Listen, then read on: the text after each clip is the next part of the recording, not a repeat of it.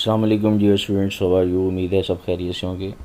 Now last time हमने बेटा 5 unit 9 class में 5.1 टू की एक वीडियो बनाई, फिर 5.3 एंड 4 की एक वीडियो बनाई, एंड आफ्टर दैट 5.6 एंड 5.5 की भी वीडियो अपलोड हो चुकी है। आज जो हमने डिस्कशन करनी है वो बेसिकली कौन सी है जी, 5.7। 5.7 की स्टेटमेंट क्या है, कहते the value of the G is 4 metre पर second square at the distance of 10,000 kilometre from the centre of the earth. बात हो रही है कहाँ से बेटा, from the centre of the earth. Find the mass of the find the mass of the earth. Let's see, ज़रा गौर से देखिएगा, ये है सपोज अर्थ, और हमारे पास जो ऑब्जेक्ट है वो क्या कहता है, द वैल्यू ऑफ द जी। इसके ऊपर जो वैल्यू ग्रेविटेशनल फोर्स की वैल्यू है वो कहता है 4 मीटर पर सेकंड स्क्वायर रह जाती है। फ़र्ज़ करें अगर ऑब्जेक्ट को मैंने यहाँ से प्लेस किया और उसके सेंटर से यहाँ तक का जो डिस्टेंस है, इसमें इसकी हाइट भी शामिल है, क्योंकि उसने सेंटर से कहा है तो इसका रेडियस भी शामिल है, तो h प्लस r दोनों की वैल्यू इसमें इंक्लूडेड है। यहाँ से लेके इसके सेंटर तक का जो डिस्टेंस है वो उसने में दे दिया है कितना बेटा, 10,000 किलोमीटर। और कहता है यहाँ पे जो उसकी ग्रेविटी की फ़ोर्स है, ज़ाहिर है जैसे जैसे ज़मीन से दूर जाता है कोई ऑब्जेक्ट, उसकी ग्रेविटी की वैल्यू कम हो जाती है, तो उसकी ग्रेविटी की वैल्यू भी उसने हमें दे दी है। और कहता है फाइंड करें मास ऑफ अर्थ। तो मास ऑफ अर्थ जो है वो उसको फाइंड करते हैं। लेट्स सी, सबसे पहले हम लिखेंगे यहाँ पे गिवन डाटा। तो गिवन डाटा क्या है जी, नाउ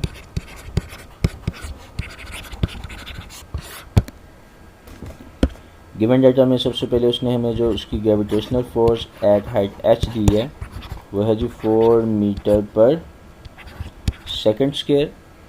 और नेक्स्ट उसने हमारे पास जो वैल्यू हमें दी है वो है r प्लस h की, जो कि कितनी है 10,000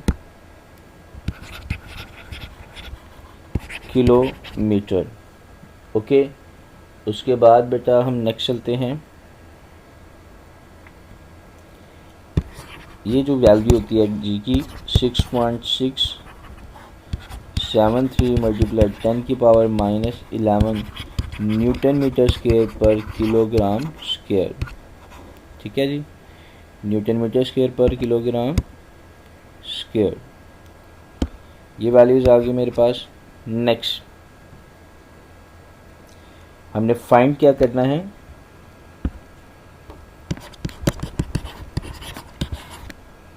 फाइंड में लिखते हैं जी हमारे पास फाइंड करना हमने मास ऑफ अर्थ। सॉल्यूशन में बेटा इसका फार्मूला निकालते हैं जी। अब फार्मूला क्या निकलेगा, ये मास ऑफ अर्थ की बात हुई है इसलिए हमने स्मॉल ई छोटा सा इधर लगा दिया यहाँ पे। ओके, नाउ मास ऑफ अर्थ के हवाले से बात करते हैं जी। मास ऑफ अर्थ का फार्मूला बराबर होगा किसके, G H into R plus H का square divided by capital G. ये मेरे पास फार्मूला है इसका। अगर आप टेक्स्ट बुक में देखें तो बेटा इस तरह का फार्मूला आता है। यहाँ से हमने मास ऑफ अर्थ निकालना है, इसको इधर रहने थे, ये वैल्यू इधर जाके मल्टीप्लाई कर जाएगी और ये वैल्यू डिवाइड हो जाएगी, और यहीं से अकॉर्डिंग टू द बुक हमने फार्मूला डिज़ाइन कर लिया, ये वाला। क्लियर है यहाँ तक। अब नेक्स्ट चलते हैं बेटा, पुटिंग द वैल्यूज़ कि एम इज इक्वल टू किसके आएगा, जी की वैल्यू थी 4 इंटू आर प्लस एच की वैल्यू थी 10,000। वैसे अगर आप एक काम करें छोटा सा, वो ज़्यादा आपके लिए सूटेबल होगा कैलकुलेशन में। यहाँ पे देखें जी, ये वैल्यू 10,000 है, इसको लिख सकता हूँ 10 की पावर 4 मल्टीप्लाई बाई ये जो किलो है ये है 10 की पावर 3 मीटर, रहने दें वैसे का वैसे ही। तो ये कुल मिला के जो मेरे पास आंसर बनता है बेटा वो बनता है जी 10 की पावर 7 मीटर। ठीक है, क्योंकि बेसिस सेम हो तो पावर्स इकट्ठी हो जाती हैं।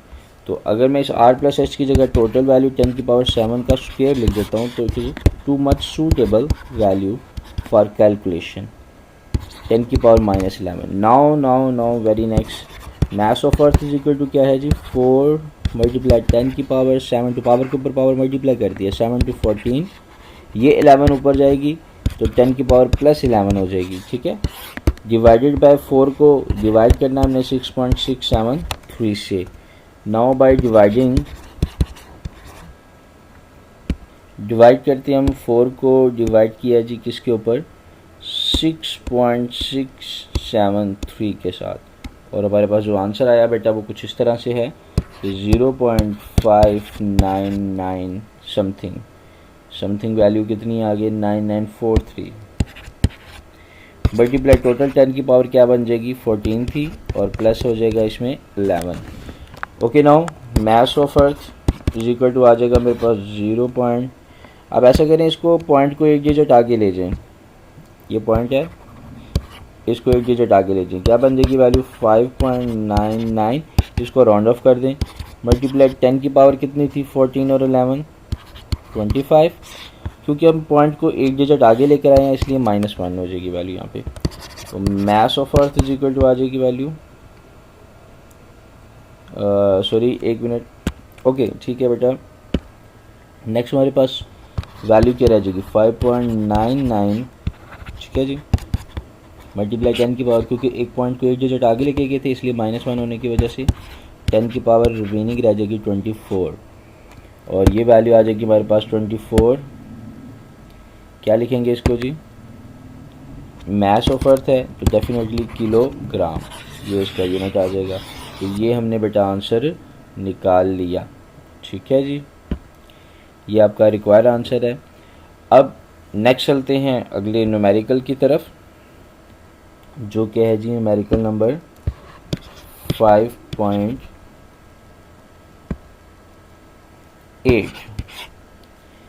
5.8 में क्या कहता है वो, at what altitude the value of g, at what altitude the value of g, value of g का altitude क्या होगा, would become 1/4 then on the surface of the earth, कि अगर हम इसको ज़मीन से 1/4 ऊपर ले जाएं तो इसकी अगर हम इसको किसी हाइट पे ले जाएं किसी ऑब्जेक्ट को, लेट्स सी यहाँ पे मैं आपको थोड़ी सी डायग्राम से वाज़ेह कर देता हूँ। ये मास ऑफ, ये अर्थ है, सपोज ये एक ऑब्जेक्ट है, ठीक है।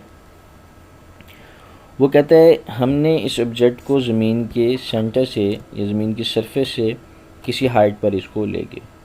सपोज़ वो हाइट कितनी थी, सपोज़ वो h हाइट है, यहाँ पे ज़मीन का रेडियस आ जाता है कैपिटल R, ये दो वैल्यूज़ आ जाती हैं। अब ज़रा क्वेश्चन पे गौर कीजिएगा, कैट what altitude the value of g, कहता है ये जो g है ना ग्रेविटेशन फोर्स, इसकी वैल्यू मेरे पास होती है 10। कहता अगर ये वैल्यू कितनी रह जाए, 1/4, 10 का कितना, 1/4 हिस्सा, 1/4 रह जाए इसकी वैल्यू, तो बताएं इसकी हाइट कितनी होगी। यानी कि उस हाइट पे, वो हाइट हमने मालूम करनी है जहाँ पे ज़मीन की जो ग्रेविटी है वो 1/4 रह जाती है, ठीक है। और इसका जो आंसर है वो 1 अर्थ रेडियस है, ठीक है। और इसको कैसे फाइंड करेंगे, लेट्स सी। सबसे पहले बेटा मैं गिवन डाटा के हवाले से बात करूंगा, 5.8 की क्योंकि बात कर रहे हैं हम।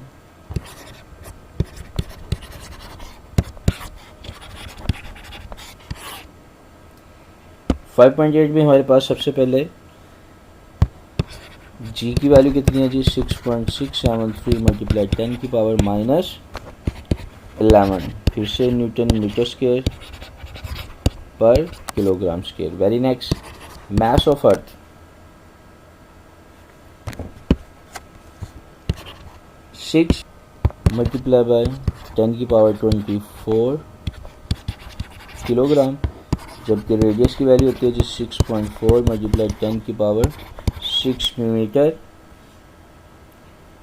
अब यहाँ पे जो ग्रेविटेशन फोर्स ऑफ अर्थ होती है वो होती है 10 मीटर पर सेकंड स्क्वायर, लेकिन यहाँ पे जो उसने वैल्यू हमें गिवन में दी है वो कहता है 1/4।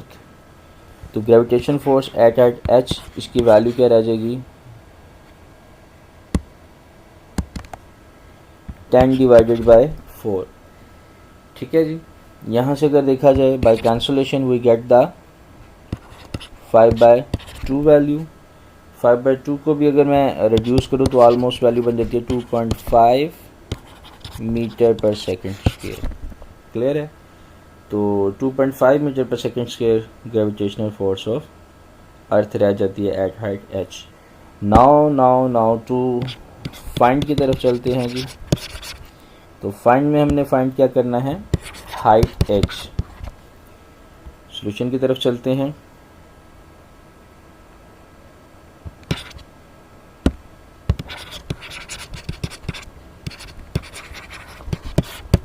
सॉल्यूशन में सबसे पहले फार्मूला लिखेंगे जी, हमारे पास क्या था, g is equal to at height h G M over R plus H का होल स्क्वायर। ये है बेटा मेरे पास फार्मूला। सबसे पहले तो मुझे फार्मूले की एडजस्टमेंट करनी है, मुझे फाइंड करनी है h की वैल्यू, और ये किस तरह से फाइंड होगी, लेट्स सी। मैं यहाँ से फार्मूला बनाता हूँ r प्लस एच का होल स्क्वायर के लिए, जो कि वैल्यू बनेगी कैपिटल जी एम ओवर ये जी एच नीचे आ जाएगी, ये वैल्यू दोनों इंटरचेंज होगी, ठीक है। नेक्स्ट हमारे पास अब क्योंकि इसके स्क्वायर है, स्क्वायर को ख़त्म करने के लिए दोनों तरफ क्या लेना पड़ेगा, स्क्वायर रूट।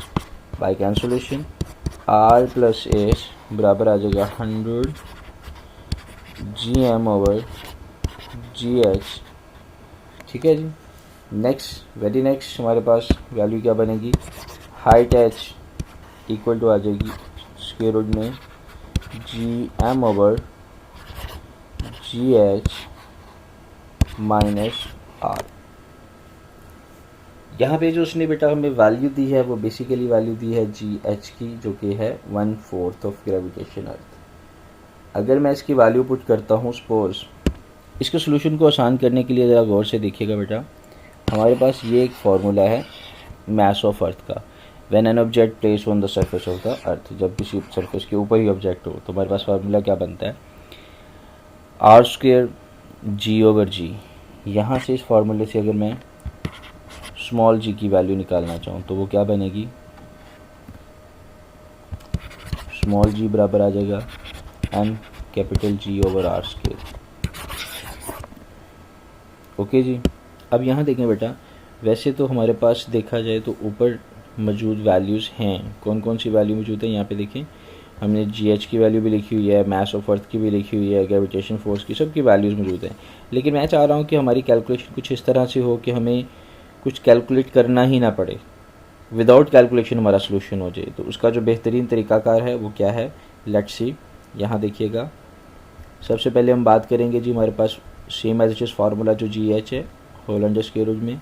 ये जो जी एच की वैल्यू थी उसने हमें गिवन में कहा था कि ये जो जी एच है, ये जो ओरिजिनल ग्रेविटेशन है उसकी 1/4 वैल्यू है, यानी कि डिवाइडेड बाय 4। तो मैंने इसको उसी तरह से डिवाइडेड बाय 4 वैल्यू को यहाँ पे लिख दिया, ठीक है। अब यहाँ से देखिए जी, h बराबर आ जाएगा g divided by 4 whole under square root minus r, ठीक है। अब यहाँ पे देखते हैं जी, हमारे पास जो 4 जो बटे के नीचे देखिए ना, एक तो ये बटा है, एक उसके नीचे बटा आ जाता है, उसके नीचे जो वैल्यू होती है वो ऊपर आके मल्टीप्लाई कर जाती है, तो वैल्यू बन जाएगी 4gm over small G minus R whole under square root. यहाँ पे जो 4 है उसका जो स्क्वायर रूट है वो तो 2 बाहर आ जाएगा, अंडर रूट में रह जाएगा g और ये कैपिटल M। ये जो स्मॉल g है इसकी जगह इसका फार्मूला जो मैंने अभी आपको बताया था यहाँ पे, यहाँ देखिए ये फार्मूला जो मैंने निकाला, ये वैल्यू हम वहाँ पे पुट करने लगे हैं जी, ठीक है। और इस वैल्यू को हम पुट करते हैं, यहाँ पे क्या बनेगा,